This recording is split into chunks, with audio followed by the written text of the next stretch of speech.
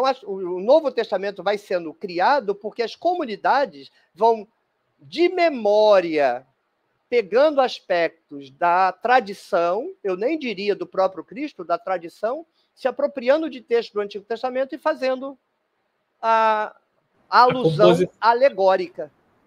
Professor... Vou citar só um pai da igreja, o Justino, dizia assim, se o Antigo Justino Marte, se o Antigo Testamento não for alegorizado, não serve para os cristãos. Aí Marcião, porque os dois eram adversários, Marcião dizia assim, joga o Antigo Testamento na lata do lixo, porque isto não serve para a igreja. Marcião, ele está certo. O Antigo Testamento não fala nada de Jesus.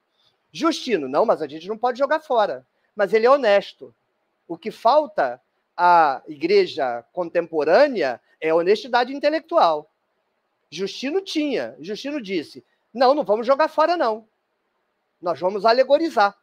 A gente vai se apropriar dessa tradição e lendo essa tradição à nossa maneira. Isso é lindo, é respeitável. E olha quem era Justino. Justino tinha cacife, tinha conhecimento nas altas autoridades, aí foi preso lá e foi condenado a ser executado. Os amigos dele da alta cúpula disseram, se você quiser, a gente livra, amanhã você está solto. Aí ele falou, eu esperei a vida inteira merecer o martírio, vocês vão me tirar este presente? Quer dizer, o cara vai ser martirizado e ele tem coragem de dizer, é alegoria, se não alegorizar não serve para nós. Aí hoje, 2000 anos depois, século XXI, você tem que discutir com um crente que Isaías não fala de Jesus. O Justino sabia disso há 2000 anos. Olha o que fizeram com o povo brasileiro. Não, o que a igreja faz com o povo brasileiro é crime. É um crime, concordo. Professor, a gente vê isso no diálogo com Trífon, que ele Trífon vai rebatendo muito dos argumentos de Justino, né? Por exemplo, em questão da virgem, né? Ele fala, olha, não é virgem que está lá, está escrito lá é jovem, né? Ele fala, mas como é que você me prova esse Jesus aí? Ele fala, olha, não tem como provar, mas você também não tem como provar que Moisés existiu, né? Aí ele começa a fazer esses floreios apologéticos, né? E Justino é interessante... Mas o trecho do Justino que eu acho que é muito importante é quando ele argumenta que o cristianismo é uma religião que deveria ser aceita por Roma, porque as crenças dos cristãos são iguais às crenças romanas. Isso que eu ia falar, professor, leu minha mente. Eu ia falar exatamente isso, que o Trífon e eles fazem paralelismo com os deuses romanos, né? E eles também fazem Mitra. O senhor pode explicar isso para a gente rapidinho? Jesus é comparado pelo pai da igreja com deuses romanos? Como que se dá isso, professor? Sim. O cristianismo era, em algumas regiões do Império Romano, porque não houve perseguição aos cristãos por Roma. Isso é um mito. Em algumas regiões houve perseguição, era localizada, e algumas muito violentas, mas era localizado. Nunca houve perseguição. A igreja foi perseguida por Roma, não foi. Então, aquela perseguição de Nero aos cristãos, narrada por Tácito, o senhor garante para a gente, como artigos científicos, né, que eu tenho aqui, ó, The Myth of the Neronian Persecution, tá vendo, ó? Do Brand de Shaw, que ele vai dizer justamente isso aí que o senhor está falando, que a perseguição cristã por Nero é uma fake news cristã posterior. É exatamente isso que o senhor está falando? Deixa eu só fazer uma ressalva. A minha especialidade é exegese. Quando eu falar de interpretação de texto, eu falo a partir do meu trabalho. Quando eu digo que não houve perseguição, é porque eu estou baseado nos historiadores. Não é trabalho de minha competência. Isto é fato. Está resolvido. Não teve. Ponto. Aí, quem quiser espernear, esperneia. Quem quiser ler, leia. Quem quiser comparar um trabalho de um apologeta com um historiador, faça. Eu não tenho nenhum problema com o que as pessoas querem fazer da vida. Mas não existiu perseguição. Agora, no caso de Justino, a religião cristã, em alguns locais, na verdade, aí era generalizado, ela era considerada uma religião inferior. Era quase uma religião ilícita, mas era considerado coisa de gentinha, religião de escravo, não tinha estatuto. E o Justino, porque tinha amigos na alta cúpula, ele se ressentia disso, porque ele sabia que a crença dele era igual à crença aos gregos. Então, em determinado dos romanos, não tinha diferença nenhuma. Isso que eu vou dizer é importante. Não o que eu vou dizer agora, mas a conclusão que eu vou tirar disso. Então, o que ele fez? Ele elencou aqueles elementos da religião cristã que se sobressaíam como tópicos da teologia e dizia assim: vocês dizem que a nossa religião é religião de gentinha. Mas o que a gente diz, vocês também dizem dos deuses de vocês. A gente ensina que o nosso Deus ressuscitou. Vocês ensinam que deuses ressuscitaram. A gente ensina que o nosso Deus subiu para o céu. Vocês ensinam que o imperador sobe para o céu e é divinizado. A gente ensina que Jesus nasceu de virgem. Vocês ensinam que Héracles nasceu de virgem. Qual a diferença? Olha que coisa importantíssima. Justino está pedindo, pelo amor de Deus, que Roma aceite o cristianismo. O cristianismo quer fazer parte do mundo. Hoje, eu tenho vergonha da igreja evangélica, quando quer fugir do mundo. E depois ela quer dizer que ela guarda a tradição original. Não, na origem, o movimento queria ser aceito, queria fazer parte da sociedade, não queria fugir da sociedade. Aí um dia eu falei isso, o rapaz falou assim, mas os monges do deserto... Isso não é argumento, né? Isso não é argumento.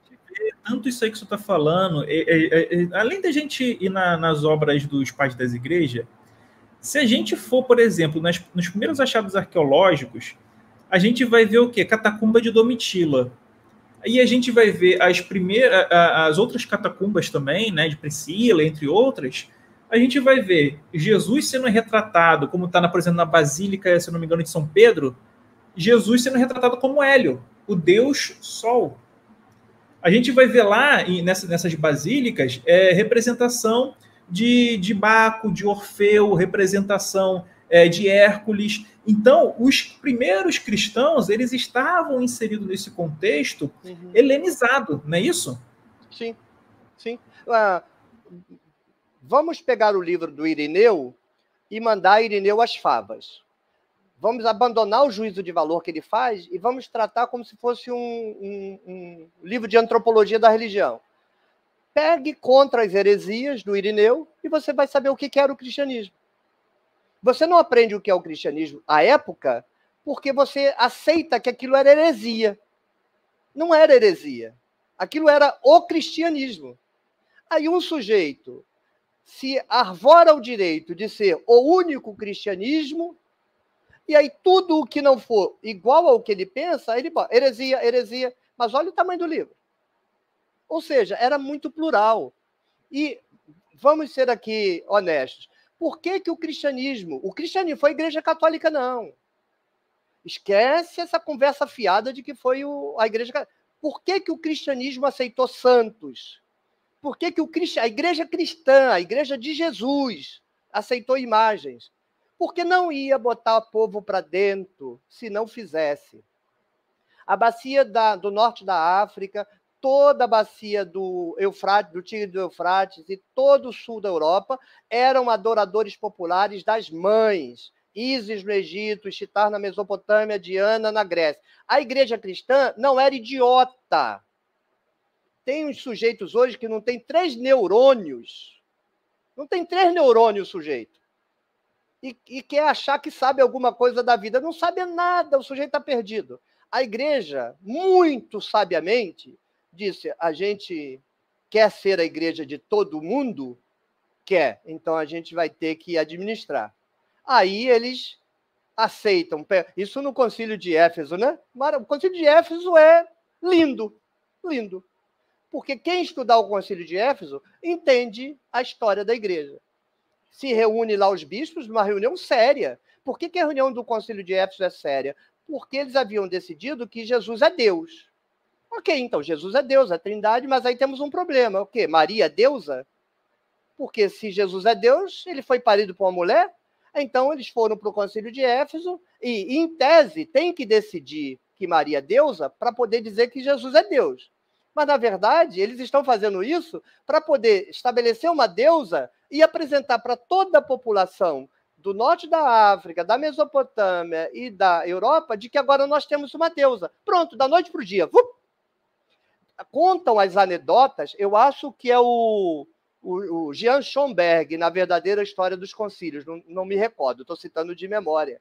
eu li muito o livro de história da igreja, mas eu acho que é nele, que ele conta que quando o concílio foi concluído, os bispos saem para fora da catedral, a população está com uma imagem de Diana na mão esperando, aí eles anunciam que Maria é Theotokos, a população cobre a estátua e sai em procissão Ave Maria.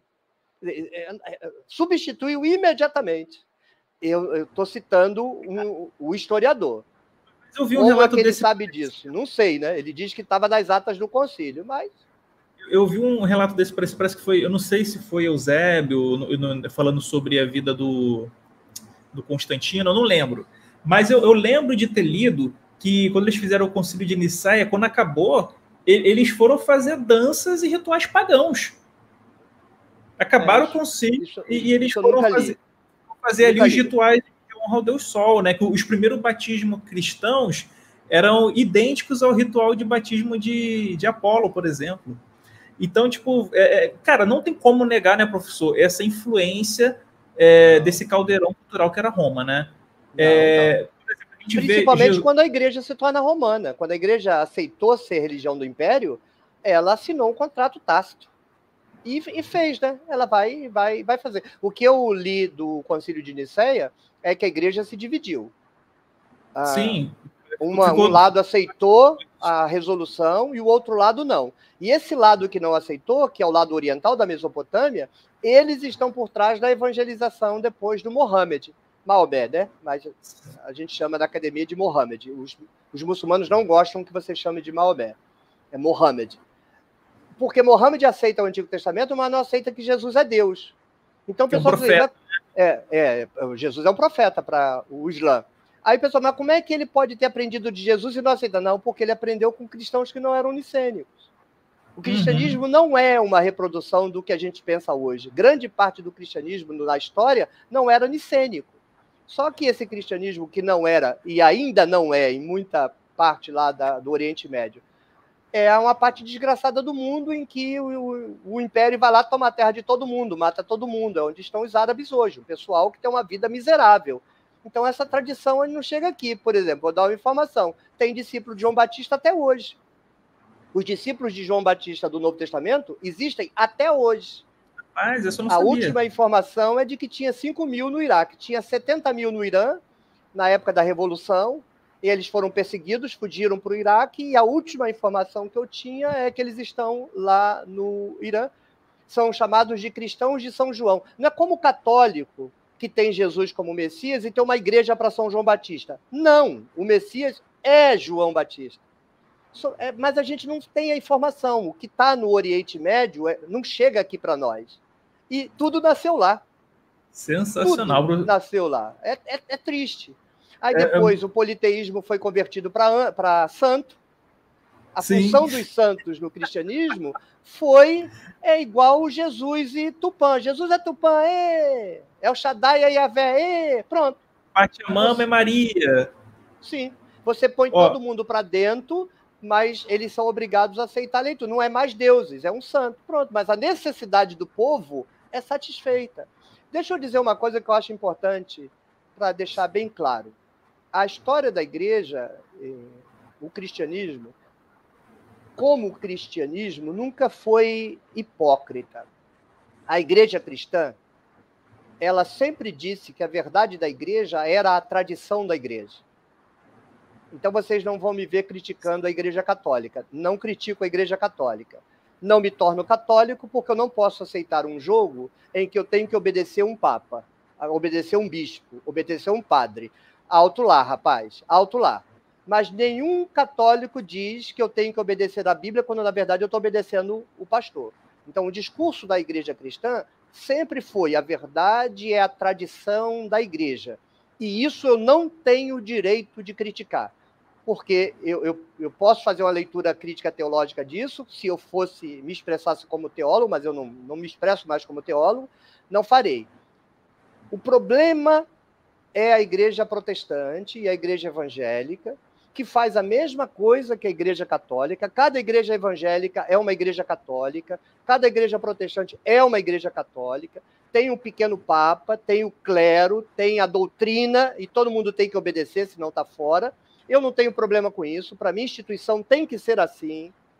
Não tem jeito de fazer instituição se não tiver quem mande uma norma e todo mundo segue. Não quer? Sai da instituição. Quer a instituição? Fica lá.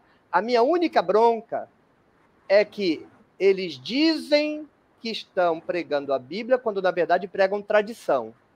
E aí a população é obrigada a enxergar na Bíblia o que o sujeito está pregando e não está na Bíblia. Isso gera analfabetismo funcional. A minha crítica é única e exclusivamente essa. Mas eu não me arvoro em dizer que o crente não tem direito de acreditar na doutrina. Ele tem direito de acreditar no que ele quiser. Agora, se o líder dele disser, você acredita nisso que está em Isaías, está mentindo para ele. Ou então, o líder dele é ignorante, não devia ser líder. Mas a maioria dos casos, professor, é de forma deliberada e intencional mesmo, porque a maioria deles, né, eu penso assim, um líder grande, ele estudou. E se ele estudou, ele sabe que aquilo ali não tem nada a ver. O Edilson mandou aqui... Eu me sinto obrigado a corrigir você.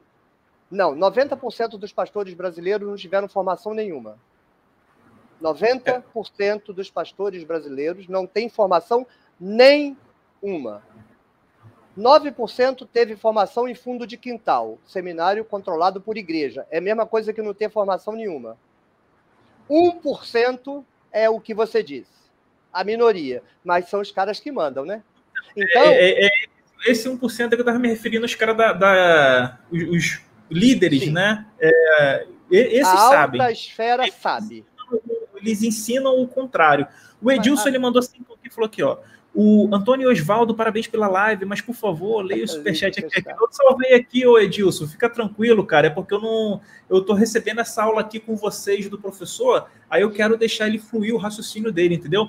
O Edilson, ele tinha mandado 5 aqui, falou o seguinte, ó, o povo judeu era politeísta, depois adotou um desses deuses, no caso de Javé, como o seu Deus, é uma pergunta para o senhor. Foi assim que foi feito, professor? Não exatamente. Ele era politeísta, e Yahvé não é um deus judeu, Yahvé é um deus edomita.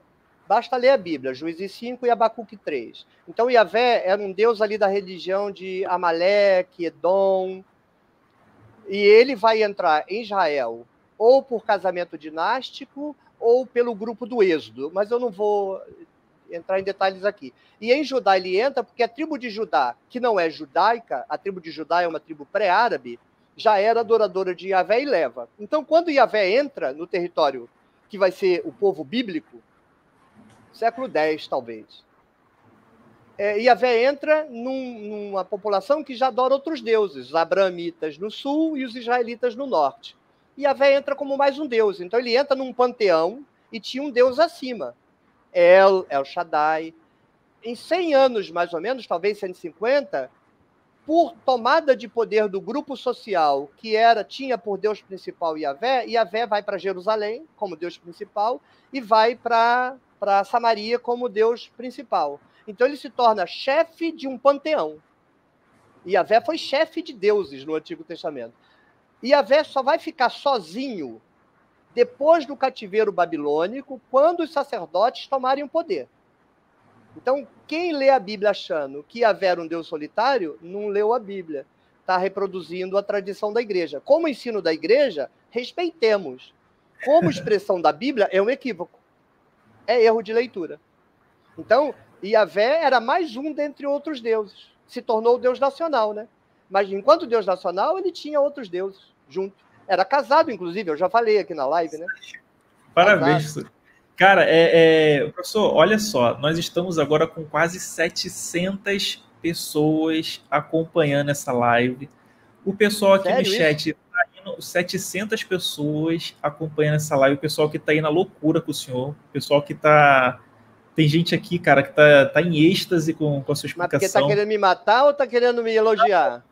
Apaixonado aqui, o pessoal falando assim, professor, nunca te conheci, mas sempre te amei. O pessoal tá nesse nível. Tá falando aqui todo mundo. Vocês estão se inscrevendo no canal do professor Osvaldo, galera? Vou colocar só para o senhor ver só a mensagem que vai chegar aí. O pessoal que tá aqui fingindo que tá me bajulando, não se inscrever no meu canal, vou mandar o Azazel. Eu tenho lá o bode Azazel, vou mandar o Azazel atrás de cada um. Agora, olha aí, deixa eu falar galera. uma coisa, Antônio, antes de você ler o do Aleph aí, Gente, eu posso estar errado, tá? Eu sou pesquisador, eu não sou oráculo, eu não sou pastor. Ouçam o que eu estou dizendo, vão na literatura, chequem, confirmem. Agora, não vai perguntar ao pastor da igreja da esquina. Não pergunte ao pastor da esquina. Vá no Google Books, vá no Google Scholar. Tá tudo lá. Literatura internacional tá toda lá. Você só é enganado se você gostar de ser enganado. Hoje não tem desculpa. A não ser que você seja analfabeto, né? E não adianta ter o Google se você não sabe ler. Fora isso, meu amigo, liberte-se. Professor, falaram que eu prefiro o Asmodeu. Não, o Azazel é bonzinho. É um bodezinho. É bonzinho o Azazel. E 99, eu acho que isso aqui é euro, eu não sei. É euro, isso aí é euro. O seguinte, ó, live de alto nível, muito obrigado ao professor. Obrigado aí, ô Aleph, pelo carinho aí com o professor. O nome dele aqui, é Aleph mesmo? Legal, hein? Aqui, ó, a letra do hebraico, Aí o Hélio botou mais um inscrito. O pessoal tá se inscrevendo em peso lá agora, hein, professor? Bacana, né? Vamos voltar então a essa questão aí de Jesus, que eu acho muito interessante o que o senhor falou sobre Isaías, né? Isaías 53. Muita gente vem falar que Jesus ele existiu e ele cumpriu Isaías 53. Isaías 53 fala de Jesus, e se não fala de Jesus, ele fala de quem? Porque veio judeus aqui como o Alberto Moré, o Ronaldo, o Jacob, que são judeus, eles explicaram para a gente o seguinte: Antônio, ali está falando de Israel, está falando de... Eu esqueci o nome agora de quem a gente falou que está falando. E eles falaram assim, ó, pode perguntar ao professor Oswaldo que ele vai confirmar isso que a gente está falando aqui. Então, de quem está falando Isaías 53? Eu vou recomendar a leitura de um teólogo do Antigo Testamento, luterano. Era luterano de fachada, porque quando ele se aposentou, ele foi para Israel, praticamente virou um judeu. O Georg Forrer foi um dos autores mais importantes da minha formação. Georg Forrer. Estruturas teológicas fundamentadas no Antigo Testamento. Ele falou assim, a prova profética não serve para nada. Ou seja, quem lê o Antigo Testamento procurando entender o Antigo, está perdido. O Antigo Testamento não pede licença para o Novo Testamento. Todo o sentido do Antigo Testamento está preso no Antigo Testamento. Acabou. Agora, sem o Antigo Testamento, você não entende o Novo. Por quê? Porque o Antigo Testamento existia antes do Novo existir. Logo, ele não deve satisfação. O texto de Isaías, que é a gente que transforma em profecia, porque não se refere ao futuro, há uma longa história de interpretação.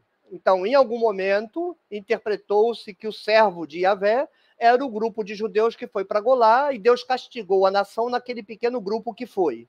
Mas não significa que essa leitura permaneceu para sempre. Teve um grupo de judeus que leu o templo de Jerusalém como servo. Deus destruiu o templo de Jerusalém para destruir no templo os pecados do povo. Aí já teve um outro grupo de judeu na história. Tudo isso é histórico, está na literatura.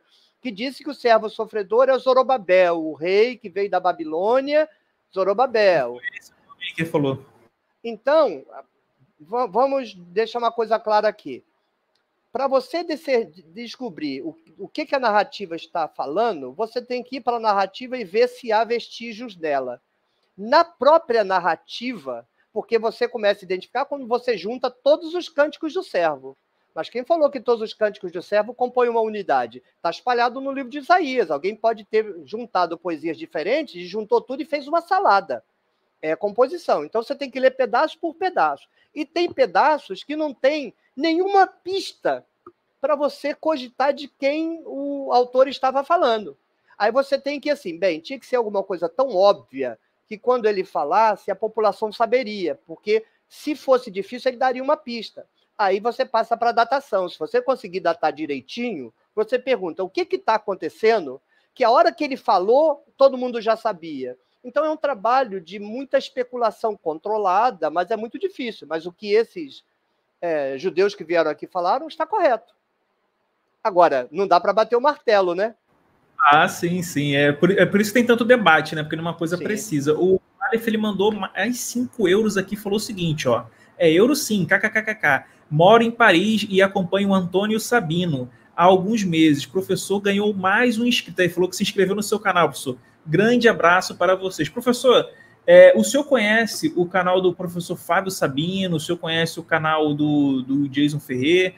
Porque são pessoas que, quando receberem o senhor, além de ser uma live que vai ser de um altíssimo nível, vai ter uma interação de público também muito, muito grande. E eu recomendo muito o senhor fazer uma live com o Sabino, com o Jason Ferrer, caso o senhor ainda não conheça, porque, cara, vai ser um nível, assim, estratosférico, e a galera aqui já foi a loucura, só de eu falar que o pessoal já está até comentando. Então, professor, vamos voltar aqui no tema, né, nessa questão, que é o seguinte. Então, a gente vê que o Novo Testamento ele é dependente do Velho Testamento, até para poder fazer as referências. Só que o senhor falou que Jesus ele depende mais de um personagem em relação aos demais em seu milagre. O senhor pode explicar para a gente como que o senhor chegou a essa conclusão? Bem, quando você lê os evangelhos, você percebe que a descrição que se faz de Jesus numa narrativa puxa a brasa para uma sardinha, outra narrativa puxa a brasa para outra sardinha, mas cada composição tem uma série de imagens que são usadas para desenhar Jesus. Quando você, como eu sou pesquisador do Antigo Testamento, tem umas passagens de Eliseu, é um dos meus personagens preferidos do Antigo Testamento. É o macumbeiro de Yahvé. Ele é mago, é bruxo. É porque a igreja demonizou a magia no século XIX, mas Eliseu é bruxo, Eliseu é mago. Ele levanta o martelo, faz flutuar, ele ressuscita. E olha como é que ele ressuscita. Não é que aquela palavrinha levanta, não, é com ritual, né? E veja que coisa interessante. Ele manda fechar a porta e que ninguém entre. Quando Jesus manda orar, Jesus fala para a pessoa, vai para o teu quarto, fecha a porta. Eu não estou dizendo que Jesus é cumprimento de Eliseu. Não, estou dizendo que o narrador montou o personagem Jesus com base na tradição profética. Isso significa que o Jesus histórico tivesse algum componente da profecia carismática? Pode ser. A pesquisa do Jesus histórico se divide em dois grandes ramos. Ou ele era um mago, ou ele era um revolucionário. Então, se você pega um livro, o cara é mago, não fala nada do Jesus político. E aí você pega o outro, é política, não é nada de mago. Aí eu, especialista no Antigo Testamento, fico olhando, fico rindo. Eles não sabem que o bruxo Eliseu era regicida. O bruxo Eliseu ungiu Jeú para assassinar a família de Acabe inteira. Fez pilha de caveira. Por que esses especialistas ficam se digladiando, separando a tradição em duas, se no Antigo Testamento é a mesma? Por que a opção de separar a tradição do mago da tradição do revolucionário, se no Antigo Testamento quem faz a revolução não é Amós, que é um profeta crítico, é Eliseu, que é bruxo. Então, o que eu estou dizendo é que os personagens foram montados pelo que o narrador acreditava. O narrador acredita com base na tradição que ele recebeu. Ele faz parte de uma comunidade. Digamos, Jesus morreu 26, 27. O evangelho Marcos, Mateus, Lucas, depois de 70. 50 anos depois. Aí esse camarada aprendeu de Jesus como? Alguém foi o transmissor. Ele pode ser a terceira geração. Então ele aprendeu de alguém. Tendo aprendido de alguém, ele recebe essa tradição como fato. Como um crente hoje acredita cegamente, aqueles caras recebiam o ensino e compunham uma narrativa que ele filtra e monta de acordo com a cabeça dele. 500 quilômetros de distância tem outra comunidade com outras tradições que vai guardar outras memórias que, na verdade, são construções teológicas. E cada um vai se servir do Antigo Testamento para compor a sua historinha. Um pega a serpente de bronze, em João, né? Assim como a serpente foi levantada, Jesus foi levantado. Alegoria pura. Moisés fica com o braço estendido, né, para as duas cidades, né? E vou falar que é representando Jesus. Professor, o senhor falou de Eliseu. A gente tem, nele que a gente tem a passagem que ele ressuscita o menino, exatamente como Jesus faz com a filha de Jairo. É isso? Jairo. Sim. Eu estou dizendo que todos os milagres de Jesus, Eliseu fez. Eliseu multiplicou pães, Eliseu fez flutuar, ele não andou sobre a água, ele fez machado flutuar. Ele não curou a sogra, mas ele curou o pessoal que se envenenou lá porque comeu planta venenosa, ele manda fazer lá o negócio e cura. Ele ressuscitou o filho da viúva. Aliás, a história de Eliseu é maravilhosa, a história de Eliseu é linda. E aqui eu quero fazer uma advertência para a leitura ingênua da Bíblia. A passagem de Eliseu se repete em Elias. Então, o que Eliseu faz, Elias faz. Elias supostamente multiplica a comida da viúva, Eliseu multiplica a comida da viúva. Elias ressuscita a filha da viúva e Elias ressuscita a filha da viúva. Só que quando você lê a história de Elias se comporta como um sacerdote. Na história da velhinha, ele fala, velha, o que você tem aí? Ela fala, eu tenho um pouquinho de farinha, um pouquinho de azeite, vou fazer um pão, vou comer, a gente vai morrer. Ele fala, se você me der, Yahvé te dá. Isso não é discurso de profeta. Pense na narrativa. E se ela não desse? Morria de fome. Aí, na outra passagem, Elias entra na casa da viúva, aí o que o narrador coloca na boca da viúva? O filho dela está morto, ela diz, por que você veio lembrar a Deus os meus pecados? Ou seja, o filho dela morreu porque ela é uma pecadora. Isso não é discurso de profeta, isso é sacerdote.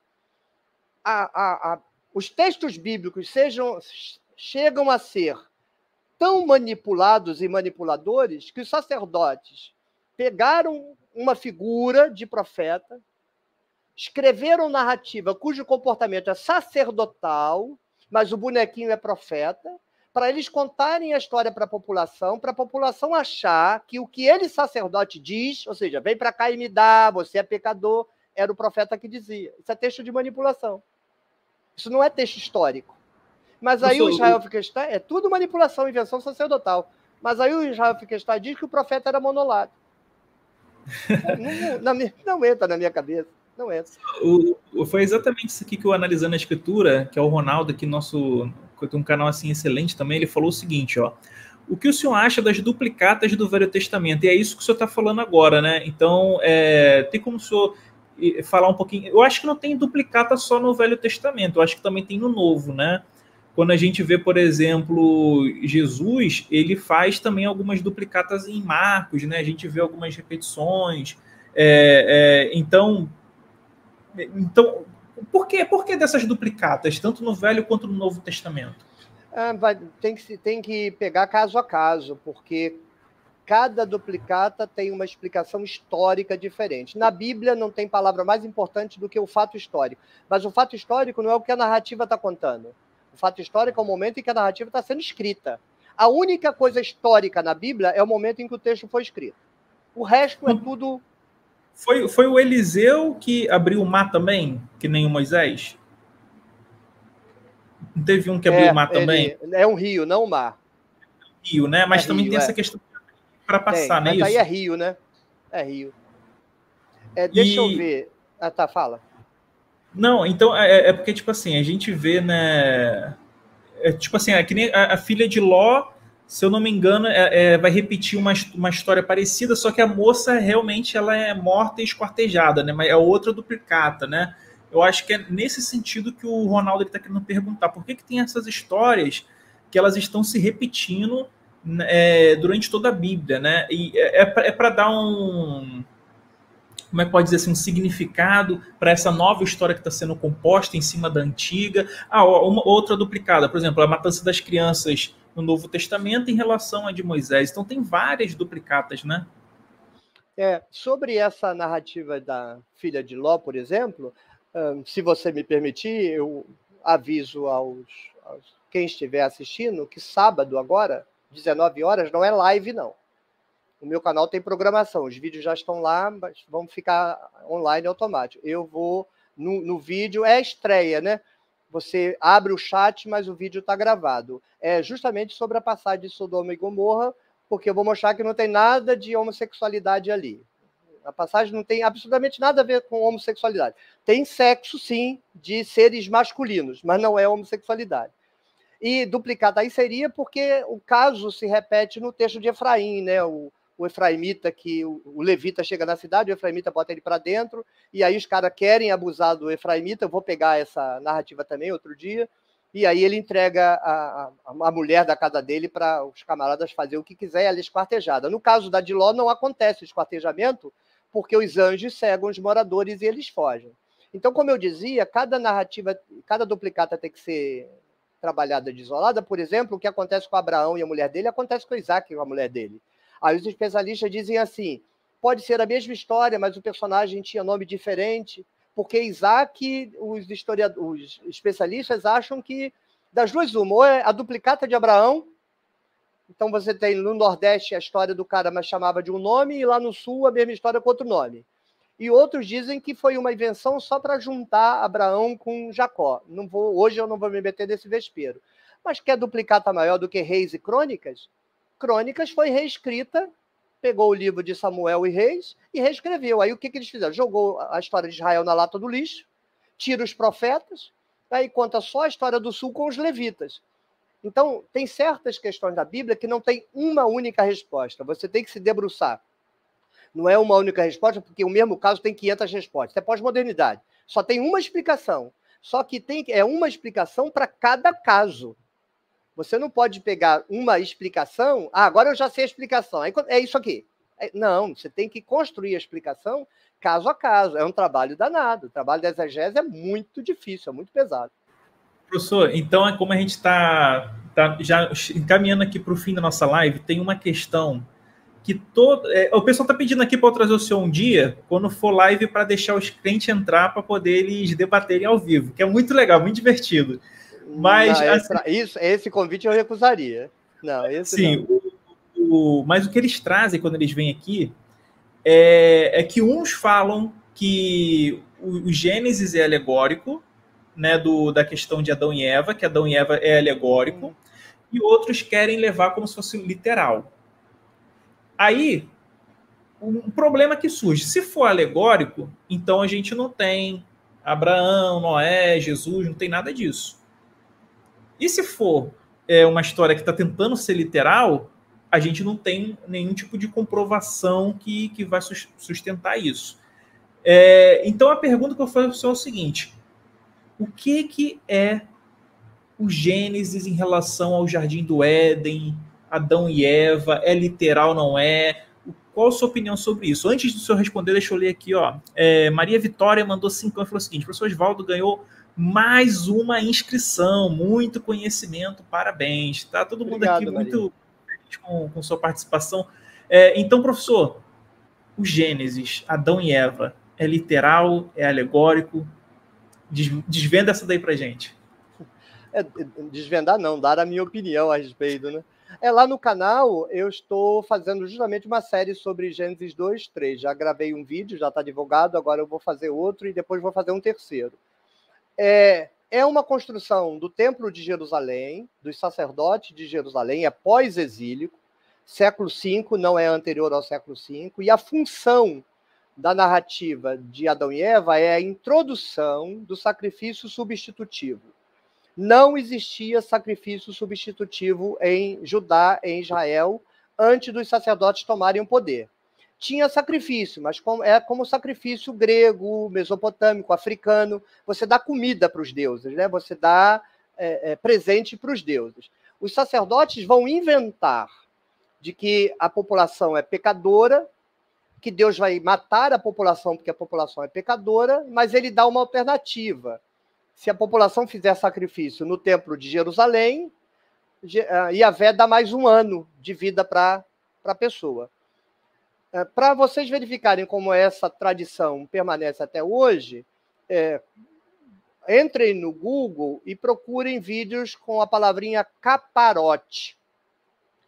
Caparote é uma festa, uma cerimônia do judaísmo ortodoxo de hoje, em que o judeu comparece diante do sacerdote, aí o sacerdote pega uma galinha, igual no candomblé. Só que no candomblé, a galinha não é para pagar pecado de ninguém. É para dar comida para o orixá abençoar a pessoa. É escambo. No judaísmo, não. A pessoa é uma pecadora, e Yahvé vai matar ela, aí ela pede para que o pecado dela seja transferido para galinha. No Antigo Testamento era cordeiro. Se fosse galinha, Jesus não seria o cordeiro de Deus, seria a galinha de Deus. E aí ele roda a galinha na cabeça da pessoa assim 3 vezes, tem centenas de vídeos na internet de judeus lá de Jerusalém, em Nova York, chega a ter engarrafamento, porque chega a matar 50 mil galinhas na festa do Yom Kippur. 50 mil galinhas. Inclusive, eu fiquei rindo quando aqui no Brasil começaram a querer proibir sacrifício de animal. Eu falei, eles não sabem onde eles estão se mexendo. Com o candomblé você aguenta, mas quero ver peitar a comunidade judaica. Tanto é que não foi aprovado no STF, né? Se fosse coisa de preto do candomblé, já tinha parado, já tinha proibido. Aí, por que eles fazem isso? Porque eles aceitam a interpretação de Gênesis 2:3, da história de Caim e Abel, e de uma das duas narrativas do dilúvio, porque são duas narrativas do dilúvio costuradas, em que, por conta do pecado original de Adão e Eva, todo mundo é pecador, então Yahvé vai matar, mas se fizer sacrifício no templo de Jerusalém, não mata. Veja, por exemplo, a evidência no texto. No texto, Yahvé diz para ele assim, você não coma da árvore do conhecimento do que é bom e do que é ruim. A tradução árvore do conhecimento do bem e do mal, para mim, está errada. Não é conhecimento do bem e do mal, é conhecimento do que é bom e do que é ruim. Pergunte aos judeus que vieram aqui, é do Ra e do Tov. Não tem noção ontológica de mal na Bíblia hebraica. Então, é o conhecimento do que é bom e conhecimento do que é ruim, ou seja, você se torna dono do seu próprio nariz como os deuses, que não precisam dar satisfação para ninguém. Aí, ele diz, no dia que você comer dessa árvore, você vai morrer. E é um idiomatismo no hebraico que você deve traduzir assim, com certeza você vai morrer, porque é morrer, morrerás. É um idiomatismo. Só que eles comem e não morrem. Como é que os crentes interpretam? É porque a morte ali é o inferno. Não é nada, não tem inferno no Antigo Testamento. É porque teve morte, querido. Onde está a morte na narrativa? Adão e Eva faz roupa de folha, achando que dá para cobrir, porque a palavra perdão em hebraico é cobrir, né? Daí Kippur, Yom Kippur, dia da cobertura, dia em que você é perdoado. E você não é perdoado, alguém vai derramar o sangue. Aí Yahvé fala para ele, mas essa roupinha não serve não. Aí o que Yahvé faz?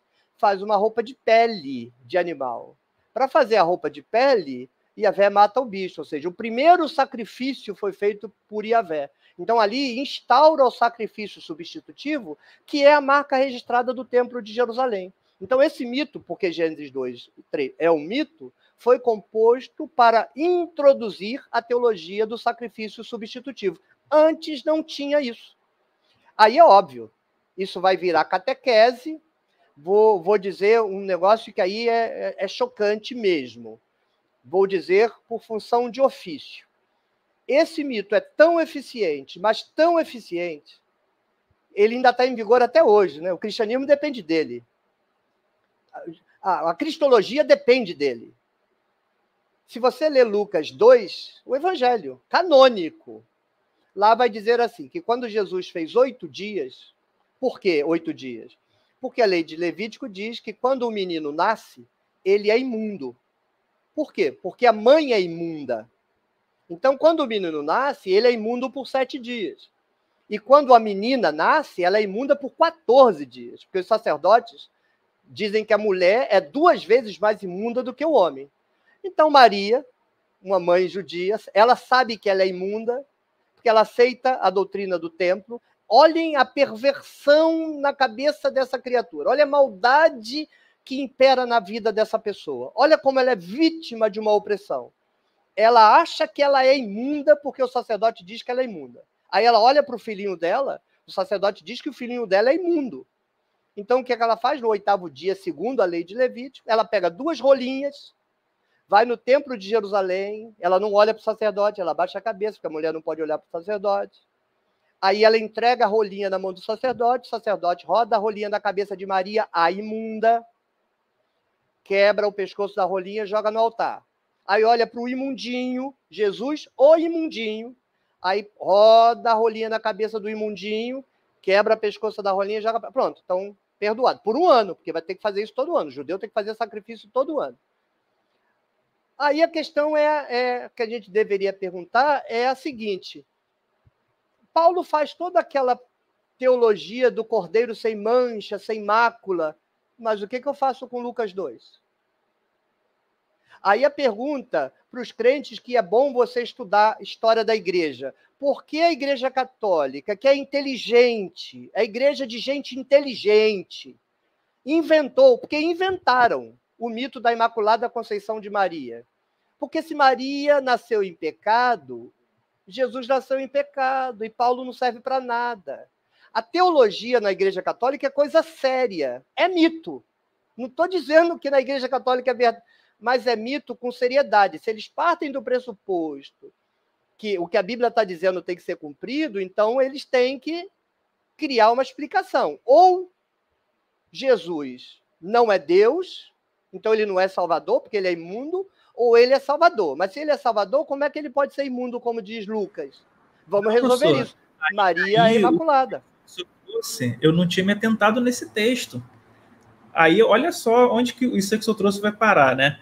Jesus, ele mente para os pais dele na caravana, né? Que ele vai para o templo, já é um pecado.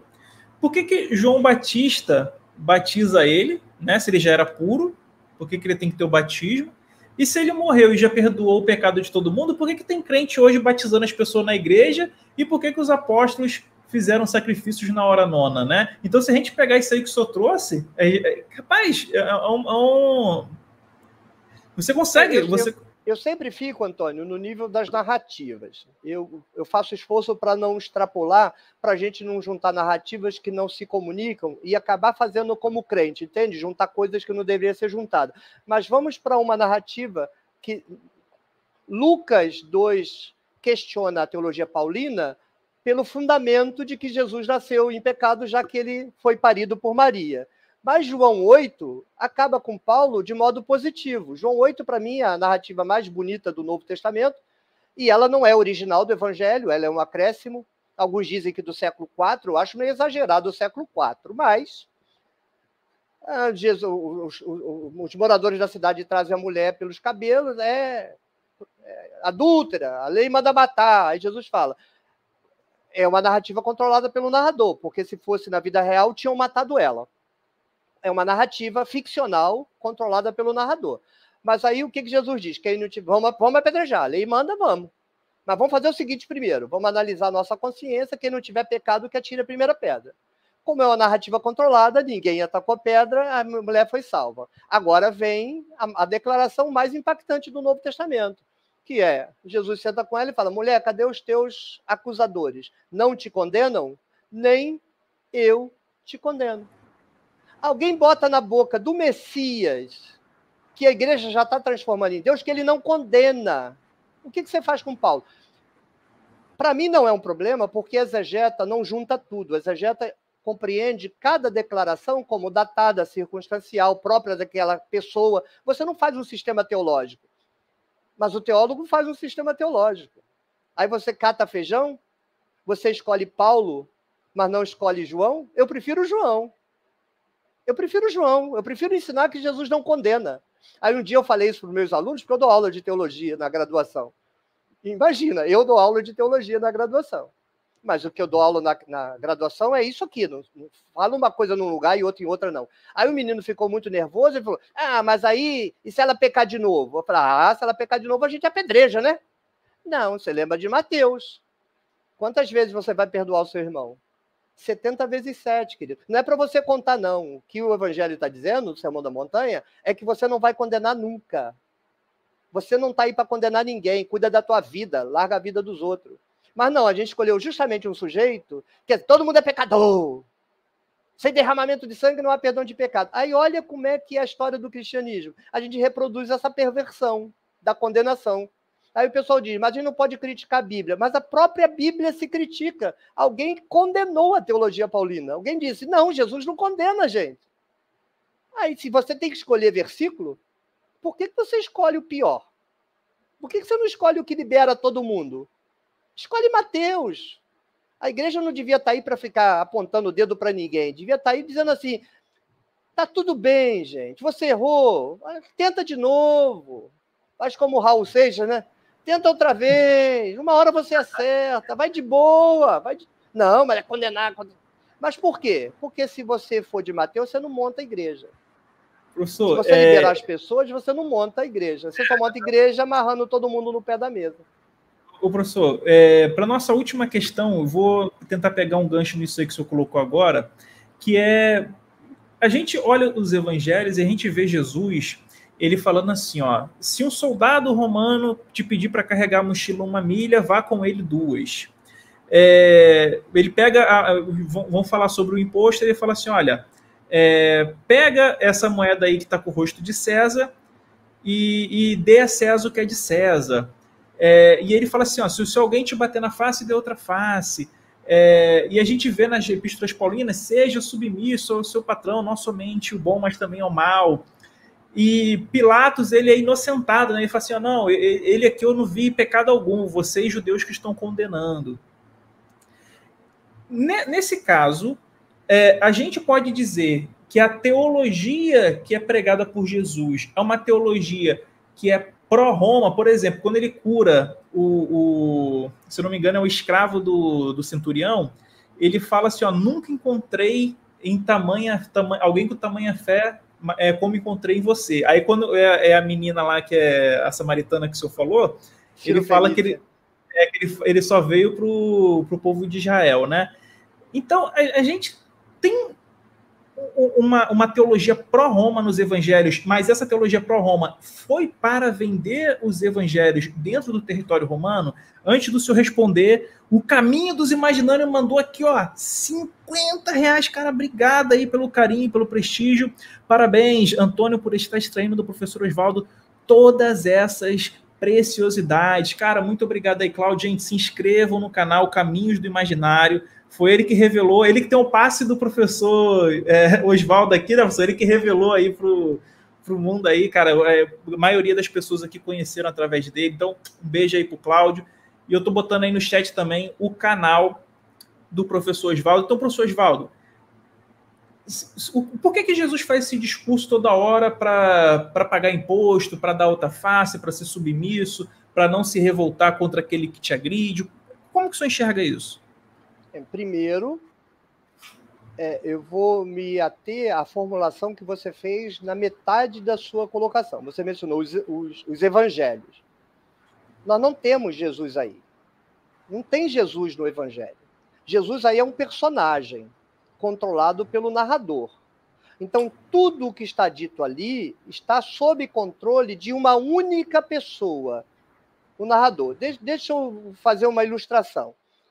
Minha esposa, Bel, que deve estar assistindo aqui a live, a gente assiste Netflix. Eu não tenho assistido nos últimos 20 dias por conta do canal. Dá muito trabalho, é muito trabalho administrar um canal. Eu gravei 85 vídeos em 20 dias, a minha voz do jeito que está. É muito trabalho, muito trabalho. Aí, quando a gente consegue assistir Netflix, aí ela se empolga, aí ela fala, mas por que esse cara fez isso? O personagem lá faz uma besteira? Aí eu falo, é o diretor, Bel, tá no roteiro. É a mesma coisa, vai na boda de Caná. Por que Jesus fez aquilo? Porque o narrador fez ele fazer. Por que Maria disse aquilo? Porque o narrador... Não tem Maria, não tem Jesus, não tem ninguém naquelas narrativas. É uma narrativa controlada pelo narrador. Então, o que você disse é fato. Há trechos das narrativas evangélicas em que o personagem Jesus já se converteu para Roma. O que isso traduz? Um evento histórico. O cristianismo primitivo de Jerusalém, da Palestina, traiu Jesus. Jesus, se existiu. O movimento dele, originalmente, é um movimento judaico de resistência a Roma. Eu aconselho a leitura do livro Profetas, Bandidos e Messias, do Richard Horsley, fundamental. A gente sabe o nome de 10 Messias no primeiro século. Jesus não é o único, mas ele cita 10 e 9 como 10 nomes, e só de um a gente não sabe o que aconteceu com ele. Qual é esse livro aí? Aqui tem 10 Jesus aqui, né? Só de Jesus aqui tem... São 10 revolucionários e Jesus era um deles. Então já tem uma memória do Jesus revolucionário lá atrás, que morreu na cruz, condenado por Roma, escrito no alto da cruz qual é a condenação dele. Ele pretendeu ser rei de Jerusalém, ou seja, ele foi um criminoso colocado do lado de 2 criminosos. Aí é engraçado, a gente O camarada que não aceitou Jesus a gente chama de criminoso, o outro que aceitou Jesus a gente chama de bom ladrão, e Jesus não é bandido. Naquela cruz tinha 3 bandidos. Na cruz tinha 3 bandidos. A Roma tratou os 3 do mesmo modo. Olha como é que o cara é parcial na leitura da Bíblia. Jesus morreu como bandido. Lestai, que Jesus era. Que é um sedicioso, né? Um terrorista hoje. Jesus morreu como terrorista. Aí, 40 anos depois, Roma enche o saco com os revolucionários judeus e destrói Jerusalém. Expulsa os judeus da Palestina. Dá um cantinho para os fariseus lá longe por conta de negociata, mas o judeu é expulso dali de Jerusalém, não pode mais. Aí o que ocorre? Os cristãos começam a negociar com Roma. Primeira coisa que eles vão dizer, o reino dele não era deste mundo. Como não era deste mundo? Em Apocalipse, a própria Jerusalém desce do céu para este mundo. Tá doido? Isso é traição. O que os cristãos fizeram? Eles quiseram convencer Roma de que eles não tinham partido com os bandidos. Não é isso não. E Jesus não era nada disso. Isso é traição. Jesus era aquilo. Então começaram a enxertar a sua tradição, vai desenhando ele como se fosse um Gandhi. Jesus Gandhi? Você está doido? Você está doido, Jesus era Gandhi? Mas alguns desses ditos não têm o significado conservador, porque pode ter o significado da resistência. Resista a ele, não se dobre. Você pode ler assim, se ele bater numa face, você dá o outro como se fosse uma submissão. Não, numa tortura, não se dobre, não se venda. Quer dizer, tudo vai depender de como você interpreta. Alguns ditos são ambíguos, mas outros não. Não cuideis que vim trazer paz, mais espada. Como que o senhor interpreta isso? É exatamente isso. Isso é memória da tradição. Não chegarei a dizer que é uma memória literal de Jesus, mas é a memória carregada pela tradição que entendia em Jesus um revolucionário. Leia o Zelote do Reza Aslan. Maravilhoso livro. Maravilhoso livro. E outros representantes da reconstrução de Jesus, hein? Falava que Jesus pegava em arma literalmente, né? Olha, como é que Malco perdeu a orelha? Com incensório? Já pensaram? Eles foram orar e Pedro tem espada, gente? É um pescador e tem espada? Você já viu isso? Não. A memória tradicional no Novo Testamento de um Jesus revolucionário. O nome em grego do grupo que foi prender Jesus é coorte. Uma coorte são 600 soldados. Aí tem alguns historiadores que dizem assim, não, mas ali usa a palavra, mas não tem esse sentido. Ok, então foi o quê? Foi 3 polícias prender Jesus? A palavra é coorte, 600 soldados. Eu não estou dizendo que porque a palavra é coorte, o cara contou 600 soldados, mas não foi uma patrulhinha. Na minha época de adolescente, a polícia usava fusquinha, a gente chamava de baratinha, né? Não foi uma baratinha que foi buscar Jesus, foi um destacamento. Se a gente pegar a passagem lá dos Gadarenos, dos porcos, ele fala, quem é você? Meu nome é Legião. E porcos tem a ver com os soldados romanos, que era o símbolo dos legionários romanos. Aí vai falar que... Essa é uma interpretação famosa da passagem. Explica. Como que Jesus ele tinha poder de prever o futuro? Ele previu a destruição do templo? Como que ia ser o cerco? E não fez isso. É alguém que sabe o que aconteceu ali na narrativa do contexto de guerra e fez a composição em cima disso, não é? Chama profecia ex evento, ou seja, depois que aconteceu, você escreve um texto como se tivesse sido escrito antes, anunciando. Está na literatura. Tudo isso está na literatura. É porque a alta teologia não é a teologia popular, entende? É crença, mas envolve crença. Mas ele suspende a crença na hora de fazer essas leituras mais técnicas, entende? A informação está lá dentro. Está lá dentro. O povo é que não sabe. Eu sou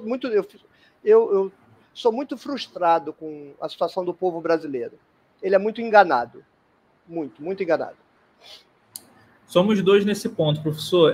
Professor, 2 horas de live foi o que eu combinei com o senhor da gente fazer. Eu gostaria de dizer o seguinte, que eu estou muito contente com a repercussão dessa live. Olha aí, 720 pessoas assistindo.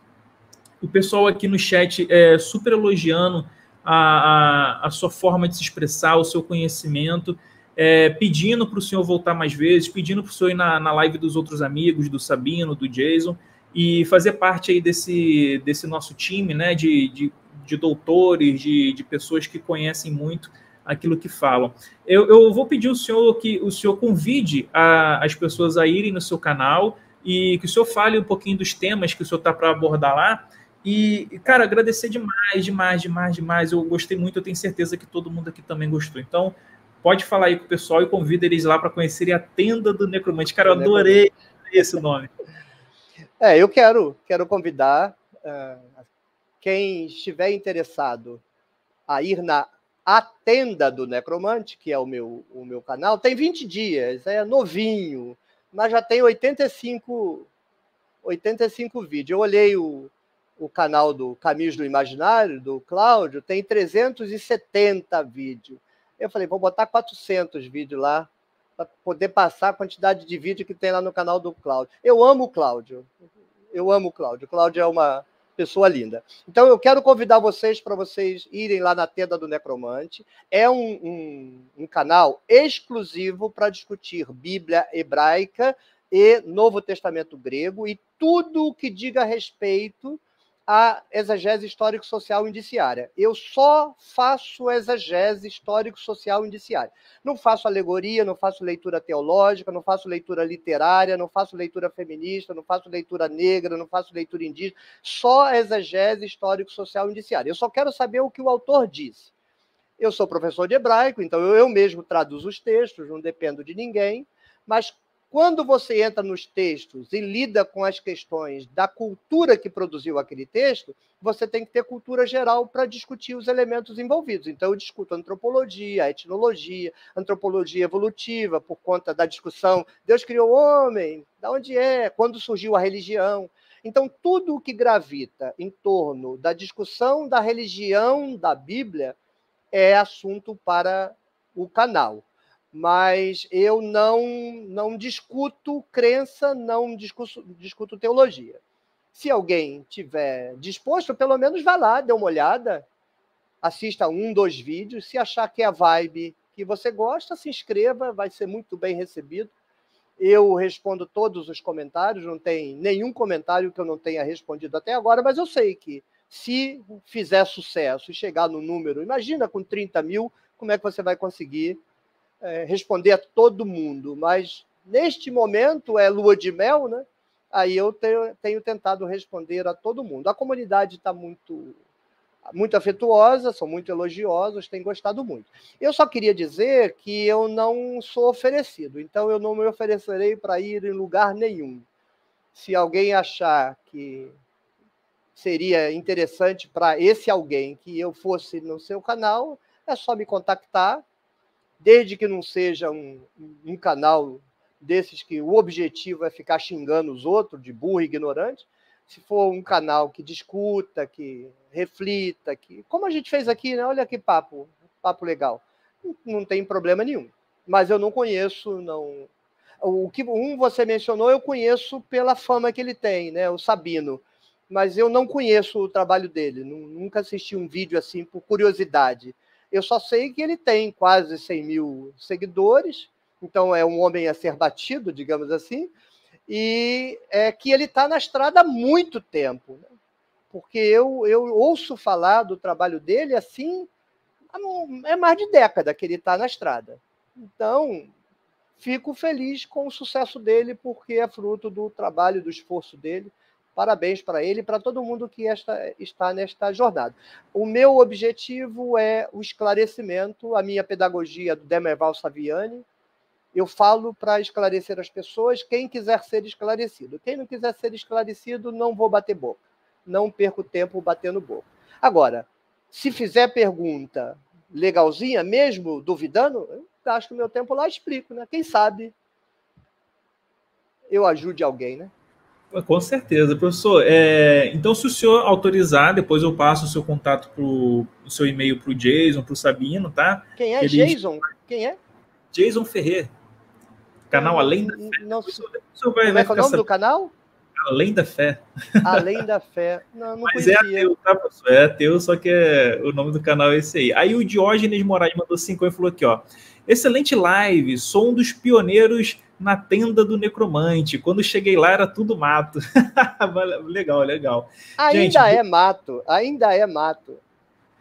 Mas eu fiquei assim impressionado, o professor, com a quantidade de audiência e com a quantidade de pessoas aqui que falaram que vão procurar seu canal e que vão se inscrever lá. Então, agradeço de coração, fica o convite para retornar uma próxima vez, quem sabe a gente fazer uma live em conjunto com o Sabino, com o Jason, fazer uma live assim acompanhado com o professor José Alessandro, e aí a gente trazer o suco do suco, a nata da nata do conhecimento que está aí na academia, com vocês que são mestres, que a gente tem muito que aprender, e quem puder, por gentileza, tá aí mais uma vez o canal do professor, se inscrevam lá. Galera, um grande abraço a todos vocês, valeu, falou. Obrigado, Antônio, muito obrigado. Eu que agradeço, tchau, tchau. Valeu, galera, abração. Tchau, tchau.